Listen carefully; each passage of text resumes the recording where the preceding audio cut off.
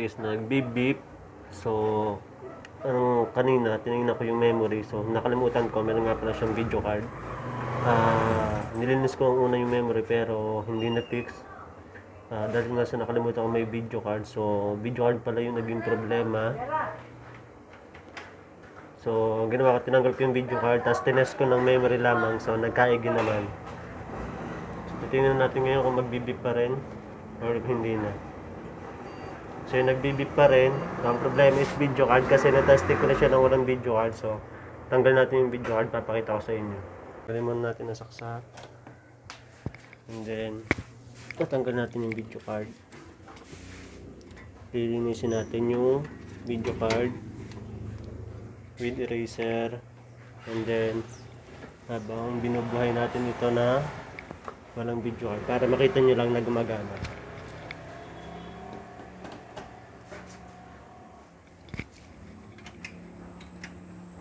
Gumagana ito. Habang nililinis ko, papakita ko sa inyo. Ito, habang nililinis ko, papakita ko sa inyo. So, gamit ang eraser yan. Linisin nyo ito. So, bali pa dalawang linis ko na to. So, ayaw pa rin. So, lilinisin din natin yung slot. Yan, hindi pa naka-insert yung ating video card yan. Pero gumagana yung ating system unit. So, ibig sabihin, video card na may problem. So, papatayin muna natin kasi lilinisin natin yung slot ng ating video card. Kasi nag-beep. Kahit na nalinis na natin ito ng dalawang beses, ayaw pa rin yung gumana, nag-beep pa rin. So, yun naman ang ating lilinis.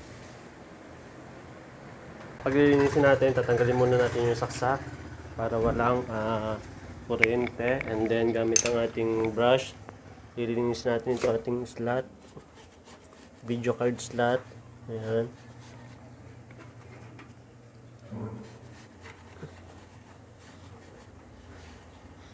And then, ibabalik ngayon natin itong ating video card.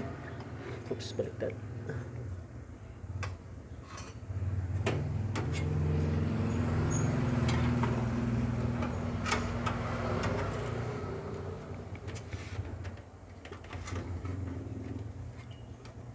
So, yan. Then, babalik natin yung ating VGA cable. So, dapat hindi na to magbibip. Kasi pag nagbibip pa rin, baka may problema na.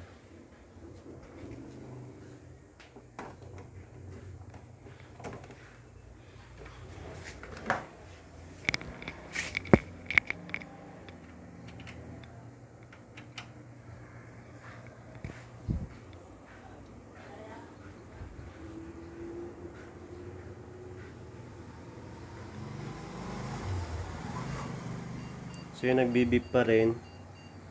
So may problema pa rin. So yan, ni-restart ko lang. Okay na. So naayos na, fix na yung problem. Ayan. So yun, ganun lang ang pag-aayos kapag nawawala yung display. Kapag may video card kayo at kapag nagbibip yung video card nyo. So laging tatanda, pag may video card, so memory tsaka video card lang yung nililinis kapag nawawala yung display. Yan, okay na. Gamit na ulit natin yung ating system unit. Thank you for watching. See you on my next video. Turn on the notification bell and don't forget to subscribe for more videos.